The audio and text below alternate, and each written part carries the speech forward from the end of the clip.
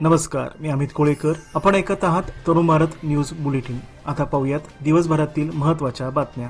बागायत खाते, जिल्हा पंचायत आणि जिल्हा प्रशासन यांच्या संयुक्त विद्यमाने 65व्या फलपुष्प प्रदर्शनाला काल शुक्रवारी प्रारंभ झाला. बागायत मंत्री एस मल्लिकार्जुन यांच्या हस्ते या प्रदर्शनाचे उद्घाटन झाले. यावेळी पालकमंत्री सतीश जारकिहोळी, कित्तूरचे आमदार बाबासाहेब पाटील, सौदत्तीचे आमदार विश्वास वैद्य, डॉक्टर श्यामला इक्बाल यांच्यासह संचालक मानतेश मुरगोड आदी उपस्थित होते. बागायत शेतकऱ्यांना प्रोत्साहन मिळावे यासाठी विविध फळाफुलांच्या रोपट्यांचे प्रदर्शन येथे मांडण्यात आले आहेत. विशेषतः फुलापासून विविध आकर्षक प्रतिकृती साकारण्यात आल्या आहेत. या प्रतिकृती नागरिकांचे लक्ष वेधून घेत आहेत. या प्रदर्शनात गुलाब, मोगरा, जास्वंदी, जुई यासह 35हून अधिक फुलांची रोपटी नागरिकांना पाहावयास मिळत आहेत. त्याचबरोबर या प्रदर्शनात आधुनिक शेतीसाठी सुसज्ज यंत्रणे ठेवण्यात आली आहेत. प्रदर्शन नागरिकांना रविवार दिनांक 15 डिसेंबर पर्यंत पाहण्यास खुले ठेवण्यात आले आहे.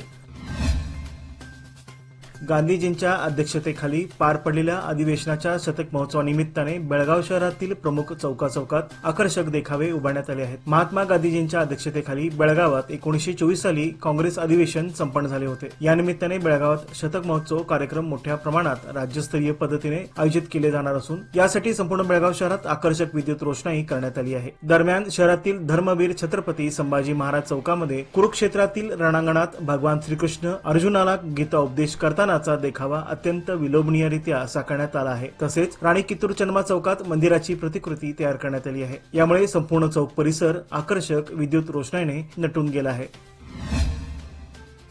जिल्ह्यातील स्वस्त धान्य दुकानात धान्याचा पुरवठा केल्यानंतर ई पास मशीनचे सर्व्हर डाऊन झाल्यामुळे धान्याचे वितरण रखडले होते. त्यामुळे कार्डधारकांना शुक्रवारी व शनिवारी दुकानावर हेलपाटे मारावे लागले. तांत्रिक अडचण असल्याचे कारण देत रेशन दुकानदारांनी कार्डधारकांना मागे धाडले, परंतु अनेक ठिकाणी दुकानदार आणि रेशन कार्डधारकांमध्ये खटके उडाले. सर्व्हर डाऊनचा फटका सर्वत्र पाहायला मिळाला. डिसेंबर महिन्यातील धान्य पुरवठा 1 तारखेदरम्यान झाला आहे. मात्र तांत्रिक बिघाडामुळे पुरवठा झालेल्या धान्याची नोंद ओटीपी यंत्रात झाली नाही. त्यामुळे दुकानदारांना बायोमेट्रिक घेऊन धान्य देण्यात अडचणी निर्माण झाल्या आहेत. हा तांत्रिक घोळ, त्यातच आता सर्व्हर डाऊनमुळे एका ग्राहकाला धान्य देण्यासाठी ई पासवर थंब घेण्यासाठी खूप वेळ लागत आहे. त्यामुळे तासनतास रांगेत उभे राहूनही ग्राहकांना धान्य मिळत नसल्याच्या तक्रारींमध्ये वाढ झालेली दिसून आली.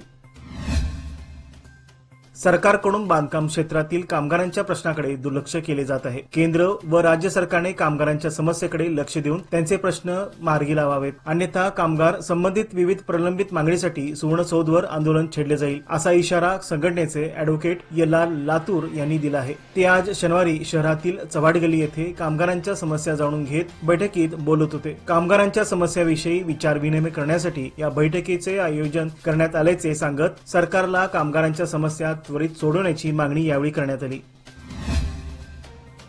बेळगाव शहरात आज शनिवारी श्री दत्त जयंती धार्मिक पद्धतीने व पारंपरिक वातावरणात साजरी करण्यात आली. शहरातील अनेक दत्त मंदिरात दर्शनासाठी भाविकांनी एकच गर्दी केली होती. सकाळी 6 वाजता जन्मकाळ सोहळा संपन्न झाला. यावेळी मंदिरावर आकर्षक फुलांची सजावट व विद्युत रोषणाई करण्यात आली होती. दिवसभर मंदिरामध्ये भजन, प्रवचन, कीर्तनांचे आयोजन करण्यात आले होते. शहरातील गोंधळी गल्ली, केळकर बाग, कडोरकर गल्ली पार्किंग, पहिले रेल्वे गेट नजीक असलेले श्री साई मंदिर, गोवावेस येथील दत्त मंदिर आदी मंदिरात सकाळी अभिषेक, पूजाविधी करण्यात आली. कालपासूनच दत्त जयंती उत्सवास प्रारंभ झाला होता. विविध पाने, फुलांच्या आकर्षक सजावटीने गाभाऱ्यातील दत्तमूर्तीचे पूजन करण्यात आले होते. दरम्यान भक्तांना केळी, खिचडीचे वाटप करण्यात आले. सायंकाळी भाविकांनी गुरुचरित्र श्रवणाचा लाभ घेतला. सहकार, शिक्षण, सामाजिक, राजकीय व क्रीडा क्षेत्रात भरीव कामगिरी केलेल्या कैलासवासी गजाननराव भातखंडे यांच्या जन्मशताब्दी निमित्त भातखंडे शाळेच्या सभागृहात कार्यक्रमाचे आयोजन करण्यात आले होते. दरम्यान मुख्याध्यापिका दीपा एसी यांनी गजाननराव भातखंडे यांच्या सामाजिक, शैक्षणिक, क्रीडा क्षेत्रातील योगदान याबद्दलची माहिती उपस्थितांना करून दिली. शाळेतील विद्यार्थ्यांनी कैलासवासी गजाननराव भातखंडे यांचा जीवन प्रवास नाटकाद्वारे उत्तमरित्या प्रस्तुत केला. संस्थेचे अध्यक्ष मिलिंद भातखंडे यांनी गजाननराव भातखंडे यांच्या कार्याचा आढावा घेत 107व्या जयंतीनिमित्त त्यांना अभिवादन केले. सूत्रसंचालन अश्विनी रायबागी, आशा मेकलक्की, आभार प्रदर्शन मोहनसिंग राजपूत यांनी केले. यावेळी सेक्रेटरी मधुरा भातखंडे, प्राथमिक शाळेच्या मुख्याध्यापिका सौ साजिया जमादार यांच्यासह संपूर्ण भातखंडे कुटुंबीय, शाळेतील शिक्षक वृंद, विद्यार्थी वर्ग आदी उपस्थित होते. कार्यक्रम यशस्वी करण्यासाठी शिक्षक मॅथ्यू लोबो यांनी विशेष परिश्रम घेतले. बेळगाव जुना पुणे बेंगळूर रोड नजीक वसलेल्या श्री दत्त त्रिपुर सुंदरी मठामध्ये शनिवारी श्री दत्त जयंती मोठ्या उत्साहात साजरी करण्यात आली। आज साजरी होत असलेल्या श्री दत्त जयंती सोहळ्यासाठी मंदिरात मोठ्या संख्येने महाराष्ट्र, कर्नाटक, गोवा आदी राज्यातून भाविक दाखल झाले होते। सकाळी 10 वाजता रुद्राभिषेक, दुपारी 2 वाजता महाआरती, त्यानंतर महाप्रसादाचे वाटप करण्यात आले। सायंकाळी 7 वाजता दत्त जन्मोत्सव सोहळा पार पडला। रात्री 8 वाजता महाआरती झाल्यानंतर तीर्थप्रसादाचे वाटप करण्यात आले। बेळगावसह संपूर्ण कर्नाटक, महाराष्ट्र व इतर भागातील भक्तांना आजवर श्री स्वामींची प्रचिती अनुभवास आली आहे। या मंदिरात वर्षभर श्री स्वामी प्रकट दिन, पुण्यतिथी, गुरुपौर्णिमा व श्री दत्त जयंती आदी सोहळ्याला भाविकांची अलोट गर्दी पाहावयास मिळते। या प्रसंगी स्वामींच्या पादुकांचे अलभ्य दर्शनाचा लाभ भाविकांना मिळत असल्याने अनेक स्वामी भक्त पावन झालेले आहेत।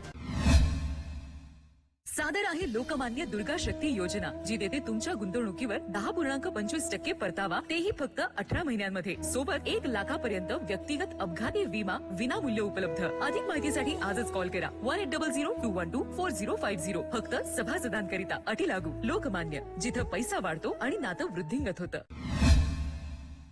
पुणे बेंगळूर राष्ट्रीय महामार्गालगत कोल्हापूर येथील शिरोली औद्योगिक वसाहतीतील आयडीबीआय बँकेच्या शेजारी महालक्ष्मी ट्रान्सपोर्ट जवळ असलेल्या महाराष्ट्र गॅरेजमध्ये थोरात गॅस वितरण कंपनीच्या ट्रकने अचानक पेट घेतल्याने एका गॅस टाकीचा स्फोट झाला। या स्फोटात ट्रकसह गॅरेजमधील साहित्य जळाले आहे। सुदैवाने या आगीत कोणतीही जीवितहानी झाली नाही। अग्निशमन दलाच्या जवानांनी अथक परिश्रम घेऊन आग आटोक्यात आणली, त्यामुळे मोठा अनर्थ टळला आहे। सदर घटना आज शनिवार दिनांक 14 रोजी दुपारी 12:30च्या सुमारास घडली। सन 2022-23 ते 2024 अखेर निवृत्त झालेल्या अनेक सरकारी नोकरांच्या वेतनामध्ये सरकारच्या 7व्या वेतन आयोगाच्या नियमावलीनुसार मोठा अन्याय झाला आहे। यामध्ये मोठी तफावत असून निवृत्त नोकरांनी आपल्या न्याय हक्कासाठी 16 रोजी सुवर्ण चौद येथे 1 दिवसीय आंदोलनामध्ये सहभाग घ्यावा, असे आवाहन निवृत्त नोकर संघाचे राज्य संचालक चंद्रशेखर आरभावी यांनी केले आहे। चिकोडी येथे BRB सभाभवनामध्ये आयोजित निवृत्त नोकरांच्या सभेमध्ये ते बोलत होते। सिद्धनाळ येथे जवळपास 32 एकरात शुक्रवारी दुपारी शॉर्ट सर्किटमुळे लागलेल्या आगीत 17 शेतकऱ्यांचे सुमारे 10 लाख रुपयांपेक्षा अधिक नुकसान झाले आहे। निप्पाणी अग्निशमन दलाने वेळेत जाऊन आग विझवली। निप्पाणी अग्निशमन दलाचे ठाणाधिकारी YB कौजलगी, त्यांचे सहकारी SI खिचडी, YS Momin, US देवऋषी, LB भजंतरी, NS Kamte या सर्वांनी मिळून ही आग विझवली।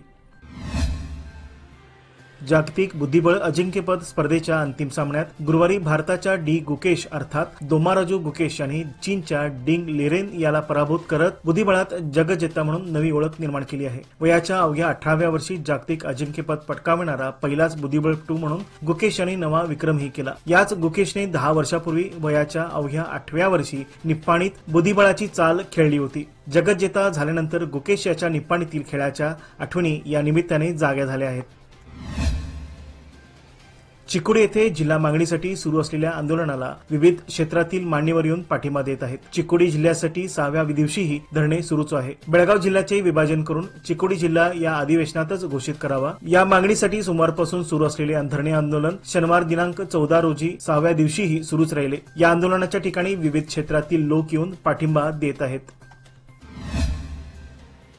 भंडाऱ्याची अखंड उधळण आणि उदोगाई उदोचा अखंड जयघोष करत लाखो भाविकांनी मार्गशीर्ष पौर्णिमेनिमित्त सौदत्ती तालुक्यातील श्री रेणुका देवीच्या यात्रेनिमित्त डोंगरावर दाखल झाल्यामुळे डोंगर गर्दीने फुलून गेला आहे। शनिवार व रविवार हा यात्रेचा मुख्य दिवस असून भाविकांची विक्रमी गर्दी होण्याची शक्यता मंदिर प्रशासनाच्या वतीने व्यक्त केली जात आहे। गेल्या 4 ते 5 दिवसापासून सांगली, कोल्हापूर व बेळगाव जिल्ह्याच्या विविध भागातील लाखो भाविक सौदत्ती डोंगरावर दाखल होत आहेत।